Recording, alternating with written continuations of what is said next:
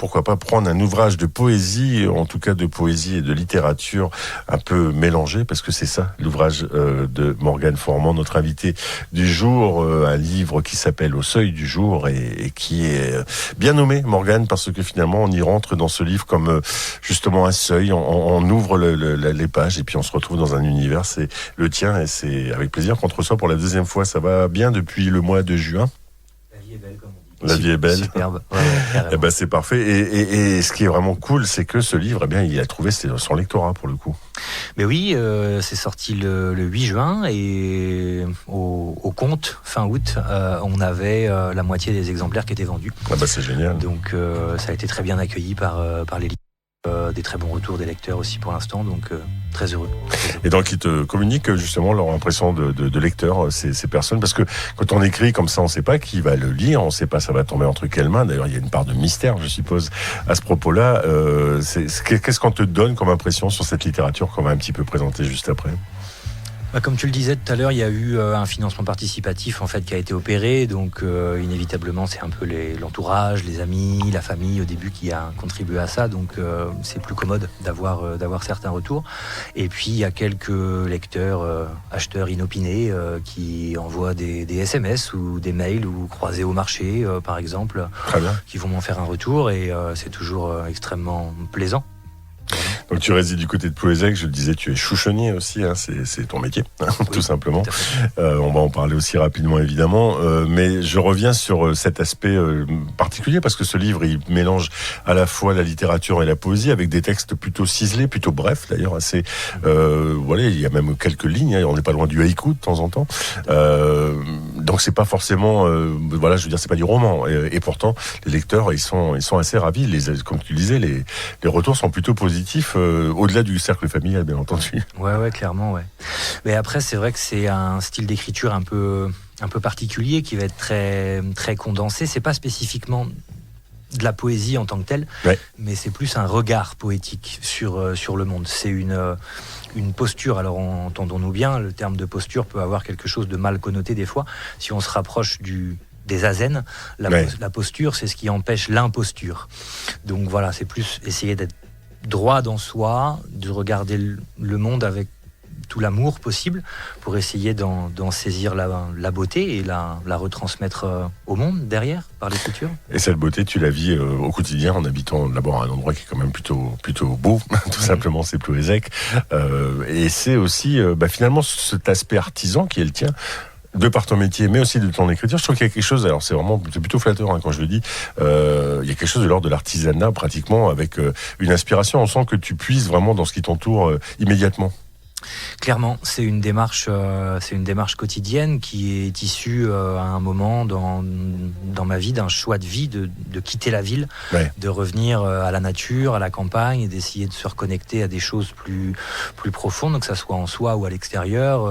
Depuis le mois d'août, là, je m'émerveille absolument quand on voit apparaître des libellules qui viennent jusque dans la cuisine. C'est toujours des signes. Enfin, moi, j'y vois toujours un signe assez divin en fait, il y a toujours des symboles et des messages, que ce soit les abeilles ou autre chose, alors les abeilles en lien avec le chouchen aussi, bien sûr. Mais c'est d'abord une manière de vivre qui permet une manière d'écrire, tout à fait, Même s'il y a quand même aussi alors une petite rage quand même dans cette écriture, il y a quand même aussi, alors je dis pas des indignations ou des choses comme ça, je pense qu'il y a quelque chose d'un peu sous-jacent comme ça, de l'ordre presque du volcanique. De temps en temps, on sent que ça peut quand même aussi jaillir au détour d'une phrase. C'est pas une écriture de tout repos quand même, quoi. C'est ce que je veux dire, Morgane.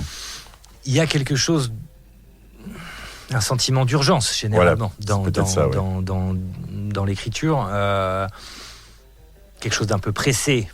Après. Colère, j'espère qu'il n'y en a pas parce que j'ai essayé de m'en libérer dans ma vie de tous les jours. On en découvre toujours un peu. Mais plus une urgence de transmettre un message, une urgence d'être au plus près de soi pour être au plus près du monde et essayer de toucher aussi du coup le lecteur en essayant d'atteindre une pureté peut-être de l'écriture. Il y a quelque chose dans tout ce processus-là qui est de l'ordre d'essayer de se libérer du mental et de l'ego, et c'est un petit peu une écriture canal des fois qui nécessite absolument d'être droit avec soi, ouais, tout à fait. Ouais. Et alors le livre s'appelle Au seuil du jour, hein, le recueil. J'appelle ça presque un recueil finalement parce qu'on n'en est pas loin. En plus c'est un premier. Alors c'est toujours évidemment un premier. Je veux pas parler de premier jet, mais un premier livre. On y met beaucoup de soi et d'ailleurs on va aussi parler de la suite parce qu'il forcément il va y avoir une suite. Mais c'est quoi? C'est Au seuil du jour. Est-ce qu'il porte son nom? C'est toujours. Moi je me pose toujours cette question de savoir à quel moment les auteurs, les autrices écrivent. Est-ce que c'est par exemple très tôt le matin comme Au seuil du jour, parce que l'inspiration elle vient souvent à ce moment-là, ça va être le soir, ça va être après ta journée de chouchonnier, ça se passe comment? Alors ce livre-là, ouais, ça a vraiment été le soir après le temps social, on va dire, de l'accueil à la chouchennerie des clients. Quelques écritures du matin aussi, mais sinon beaucoup plus le soir dans un retour à soi, quoi. Étonnamment pour le seuil du jour. Oui, c'est ça. Alors le seuil peut être aussi en fin de journée. Là, la symbolique, c'est plus qu'il s'agit du seuil du matin, puisque c'est le premier volume d'un quadriptyque qui s'attelle à dépeindre le passage de l'ombre à la lumière, une analogie en lien avec le lever du soleil le matin, mais aussi en lien avec le chemin spirituel. Donc là, au seuil du jour, c'est vraiment ce qui va correspondre à un peu avant l'aube, jusqu'à l'aube, jusqu'aux premières lueurs. Très très bien. Et donc du coup, tu parles d'un quadriptyque, ça veut dire que forcément, il y a des choses qui sont en train de se créer en ce moment même. J'espérais que le deuxième tome sorte avant la fin de l'année, mais ça va être un peu compliqué sur le timing. Mais oui, la suite est déjà écrite. Il reste juste une structure à lui donner. Ouais. Et ça va s'appeler Les Cendres Chaudes. Ça va être en lien avec la résurgence un peu qu'il peut y avoir chaque matin de la journée d'hier avant qu'on en ait réellement fait le deuil pour être neuf à cette nouvelle journée. Et ce côté justement presque impressionniste que tu évoques avec cette nature, avec ces petites touches, ces détails, ce sens du détail, c'est ce qu'on retrouve Au seuil du jour. On sent que c'est quelque chose d'important, effectivement, d'exister à travers ce cycle que tu évoques, ce cycle quotidien du soleil qui se lève, qui se couche, etc.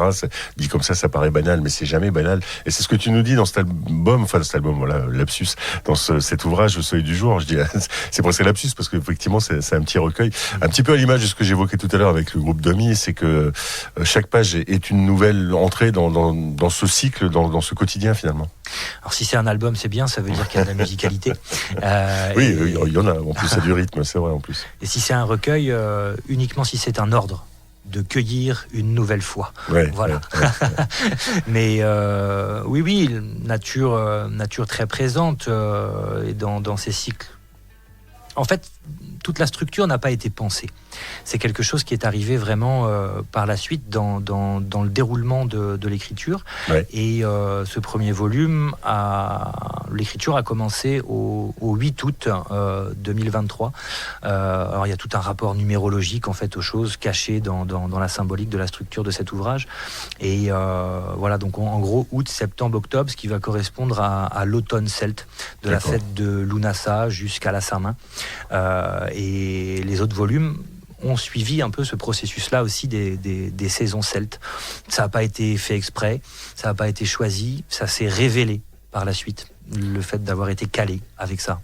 Donc ça veut dire que tu t'inclus finalement dans cette grande cosmogonie, tu t'inclus finalement, toi en tant que personne, en tant qu'auteur, finalement, dans ce grand ensemble qu'on ressent évidemment quand on habite plutôt proche de la nature, comme c'est ton cas Morgane.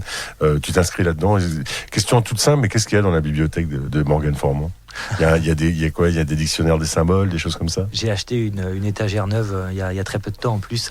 Tout en haut se trouve tout ce qui va être un petit peu ésotérique, bioénergie, tout le rapport un peu au divin. C'est normal que ça se place du coup sur la hauteur.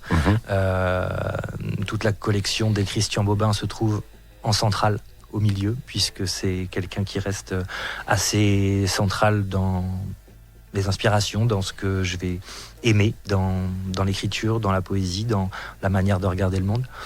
Il y a un peu de Quignard, il y a un peu de Despentes, du Dubois, Hermanès et aussi tout à fait. Auteur du Loup des Steppes, assez essentiel. Ouais. Ouais. Mais je suis pas très surpris que tu aies Hermanès dans ta bibliothèque parce que c'est un auteur qui est lui aussi dans une forme d'observation aussi de la nature, dans un grand ensemble aussi, quelque chose de mystique. C'est phénoménal. Il y a cette phrase dans le Loup des Steppes d'ailleurs, c'est il y a des millions d'âmes dans ma poitrine. Voilà, quand on peut un peu s'interroger sur l'homme ou l'animal qui peuvent habiter le même corps. Mais je ne suis pas seul, je suis aussi le boulanger que j'ai rencontré ce matin, je suis aussi Marcus qui est en face de moi. Voilà. On est tous un petit peu faits de multiples ions et de multiples particules. C'est ce qu'un petit peu que tu évoques effectivement aussi au seuil du jour. On va continuer à en parler de ce au seuil du jour. On va évoquer Christian Bobin puisque tu l'as fait, cher Morgane, et puis surtout comment on fait pour se le procurer ce livre. C'est important, voire peut-être venir te rencontrer sur ton autre activité qui est, je le rappelle, celle de chouchonnier et pas fabricant d'hydromel parce que tu m'avais repris. C'est pas de l'hydromel, c'est bien du chouchen. Et on va aussi parler de cette différence. Midi à l'Ouest avec Marcus. Et ce midi, c'est avec Morgane Formont que nous passons cette pause de la mi-journée. Tout à l'heure, je vous donnerai quelques idées aussi de sorties. Je vous donnerai aussi les sorties cinéma puisque c'est vendredi. Mais là, c'est au seuil du jour qui nous intéresse. Tiens, on va parler de cinéma tout à l'heure. Non, c'est pas forcément facile à monter au cinéma au seuil du jour. Je pense que ça peut être un peu compliqué. Ouais. Ça peut être un peu compliqué. Un film d'artiste aussi. On parlait de Bobin tout à l'heure, de Christian Bobin. Tu disais que c'était finalement l'auteur central dans ta toute nouvelle bibliothèque, puisque tu en as acheté une, tu nous l'as révélé, Morgane. Il y a même carrément une page dédiée. Tu t'adresses carrément à lui sans finalement l'avoir vraiment plus connu que ça, quoi. Je l'ai découvert sur l'avant-dernier ouvrage qu'il a pu paraître de son vivant et creusé derrière, je suis tombé sur Le Muguet Rouge qui est son avant-dernier et là ça a été vraiment une révélation tant dans le message que dans le style d'écriture et c'est le premier auteur que j'ai avalé sur un an. J'ai dû en lire une trentaine de lui, sachant qu'il a une œuvre en fait assez phénoménale et qu'il n'est pas si connu que ça. Il a une certaine aura quand même, mais c'est quelqu'un qui a 70 livres à son actif, je crois. Et effectivement, du coup, je me suis permis d'écrire à un mort et de lui adresser toute la joie que je pouvais avoir en le lisant. C'est le commun dans votre écriture, entre Christian Bobin et la tienne, Morgane, c'est le côté justement un peu incisif, le côté texte relativement jaillissant comme ça, assez bref, et c'est bien, c'est pas évident, la brièveté d'ailleurs en littérature, il n'y a pas de fioriture en fait, c'est ce qui est un petit peu aussi ce qu'on retrouve dans Au seuil du jour. Ça vient justement de l'écriture de Bobin, ça, ou c'est quelque chose où tu as retrouvé dans Bobin ce que tu faisais finalement un peu tout seul? Alors voilà, c'est plus ça, il y a eu pas une coïncidence, mais j'ai commencé à écrire de cette manière-là, très, très scindée, où des fois sur la page, il va y avoir 10 phrases, et en fait, on n'en garde qu'une. Ouais. Essayer d'avoir vraiment des choses qui soient concises, et c'est ce que j'ai découvert chez Bobin qui m'a beaucoup plu. Il y a eu une rencontre littéraire qui a été effectuée pour la sortie d'Au seuil du jour au Cabelli-Grouze au bourg de Lanlou, ouais. Et certaines personnes... C'est un lieu que tu aimes bien fréquenter, je crois. Oui, tout à fait, ouais. Et certaines personnes présentes ont trouvé une fraternité justement avec Bobin dans cette écriture, et puis dans l'orientation que ça peut prendre aussi, sur la manière de regarder la nature et d'être en lien avec ce qu'on va appeler le divin aussi, justement. Ouais. Très très bien, et on sent quand même que c'est important cet aspect mystique. Je vais revenir quand même divin, mystique, nature, environnemente plutôt, et enveloppante aussi, parce qu'il y a quelque chose de cet ordre-là. Quand même, c'est comment tu fais pour lier les deux activités? Parce que chouchonnier, on sait que c'est quand même exigeant. Je veux bien qu'on en parle rapidement. C'est quoi la journée type d'un chouchonnier? Il y en a pas évidemment, mais si on avait une, par exemple, en ce moment c'est l'automne, comment ça se passe? Alors c'est plus quelque chose de saisonnier, puisque là la récolte des pommes va commencer dans les 15 derniers jours d'octobre.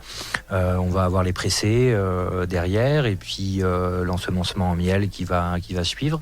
Après c'est plus un suivi de taux d'alcool, de taux de sucre, de soutirage au fur et à mesure, très en lien avec l'évolution de la personne qui s'en occupe, puisque quand je soutire une cuve, je sais que c'est quelque chose de moi que je laisse mourir aussi à ce moment-là. Voilà, ce rapport du sacré, du divin qui va exister dans l'écriture ou dans le chouchen, qui est un alcool sacré puisqu'un alcool de miel.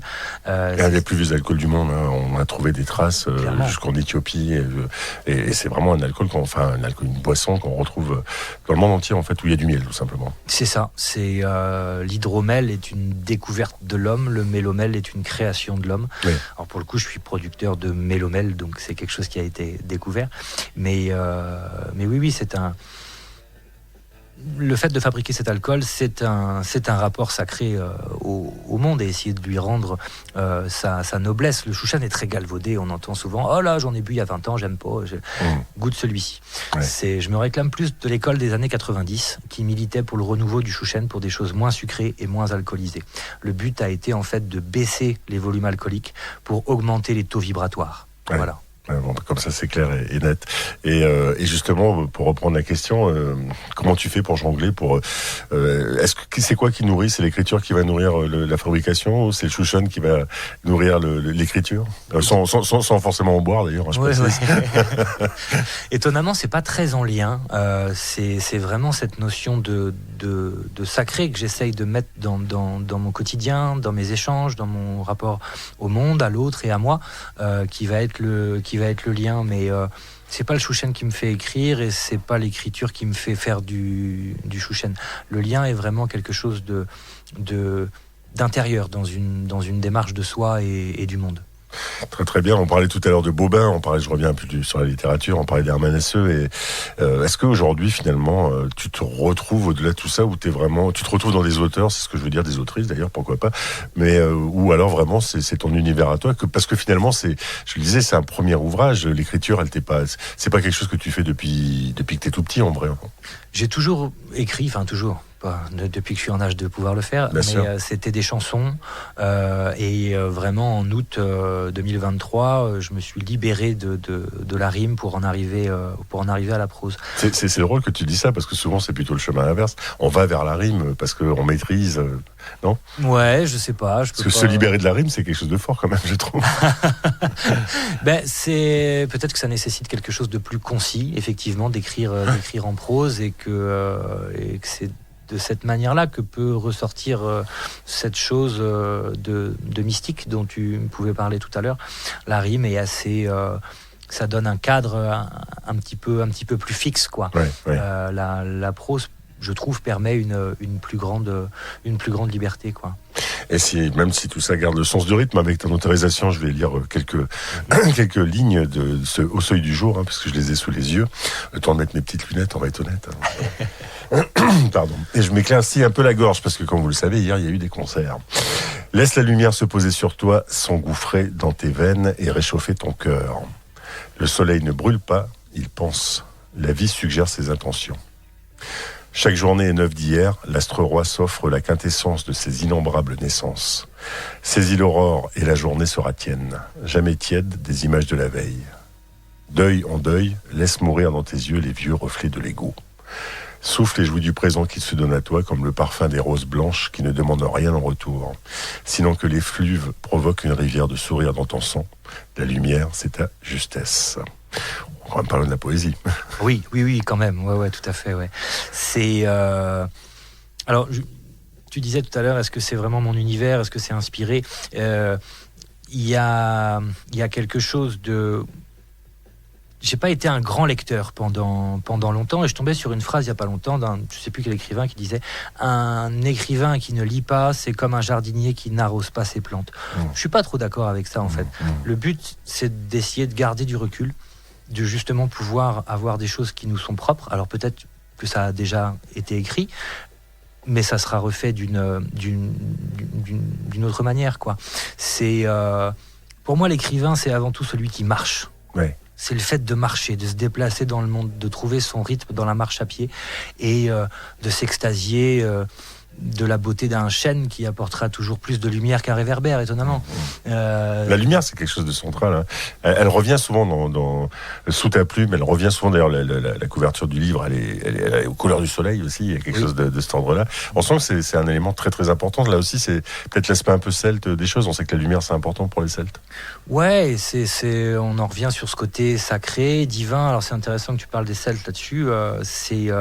On a oublié, en fait, dans la modernité, qu'est-ce qu'était le poète et qu'est-ce qu'est le rôle du poète. C'est pas justement écrire 3 rimes. C'est les poètes dans les temps celtes, c'était les bardes. Oui. C'était ceux qui faisaient le lien entre la terre et le ciel, qui étaient capables de guérir par les mots, un petit peu chaman de la prose. C'est comme ça que j'appelle Bobin dans la lettre qui lui est dédiée d'ailleurs.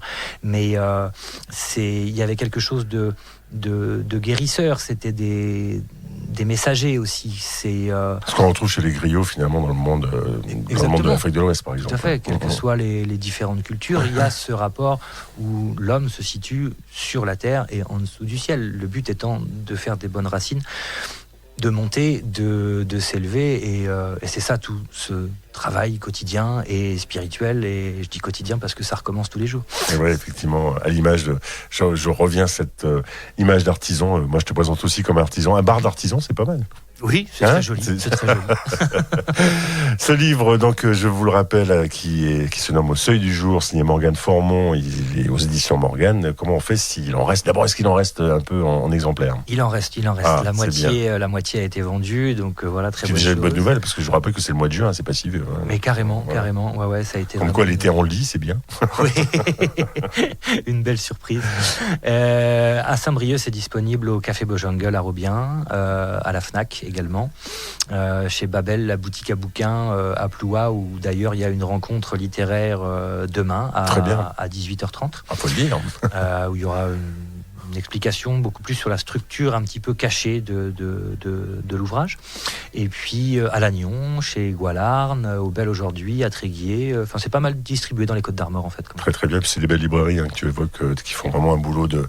D'abord, c'est des librairies indépendantes, faut le dire, et puis qui font vraiment un boulot de passionnés. Tout à fait. Chez Le Fanal à Saint-Quay aussi. Voilà, un autre passionné. En tout cas, ce livre, vous pouvez évidemment vous le procurer. Et quand on le disait en commençant tout à l'heure, le financement participatif a plus que marché, puisque tu as explosé les scores, tout simplement. Et ce livre, vous pouvez vous le procurer pour 13 €, ce qui est pour de la poésie, enfin de la prose poétique, j'appellerais ça comme ça. Et surtout, pour retrouver ce détail. C'est un livre qu'on peut lire, qu'on peut relire de temps en temps. C'est un petit livre qu'on peut avoir pas très très loin de sa table de chevet. Comme ça, on y trouve... il y a presque quelque chose de l'ordre de l'éphéméride là-dedans. C'est intéressant ça. C'est ouais. Après, c'est quelque chose qui peut se lire très rapidement, comme très lentement. Voilà. Le fait de prendre du temps pour le lire et d'avoir un certain recul, de là va pouvoir naître quelque chose d'un petit peu plus mystique. Mais oui, ça peut être lu un petit peu partout. Ça peut être pris dans le désordre. Comme je le disais, il y a une symbolique qui est cachée avec un déroulement un peu chronologique des choses. Mais tout ça, c'est vraiment ésotérique.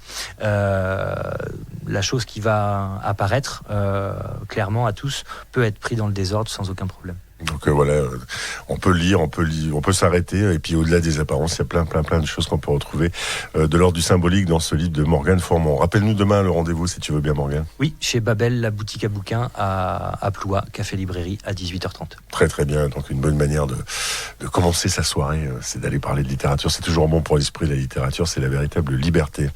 On te remercie d'avoir été avec nous, Morgane, ce midi. On attend la suite, évidemment. La suite, donc tu disais, tu avais un espoir pour la fin de l'année, un espoir qui... On va parler du premier trimestre 2025. Voilà, quelque chose comme ça, ouais, tout à fait. Eh ben, n'hésitez évidemment pas à revenir nous voir. Et puis, nous, on vous recommande ce Au Seuil du Jour. Je l'ai à la maison, je dois vous le dire. Et quand je vous parle d'éphéméride et qu'on y revient de temps en temps, ben, à titre personnel, c'est ce que je fais. Donc, si moi je le fais, vous pouvez le faire aussi. Il n'y a pas de raison. Morgane, merci. Et puis, on rappelle demain, 18h30 du côté de Ploua. Et allez soutenir les librairies indépendantes où vous pouvez trouver l'ouvrage de Morgane, Au Seuil du Jour. Je te propose, pour nous quitter, d'aller faire un tour du côté de Nancy. Après tout, voilà, il y a moins de mer, mais c'est aussi un endroit où il y a plein de beaux artistes comme Wisteria, artiste qui est toute jeune, elle a 20 ans, elle a sorti son premier album qui nous a plu sur la Ferrarock. Il est paru chez comment s'appelle ce label, chez Doux et Dur. Voilà, très très bon label. Il s'appelle Licorice et c'est tout doux, c'est tout folk, c'est très très sympa. Ça va bien d'ailleurs avec Au Seuil du Jour. Si j'ai quand même pas posé la question, si on veut se fournir un peu en chouchen, on peut te contacter aussi.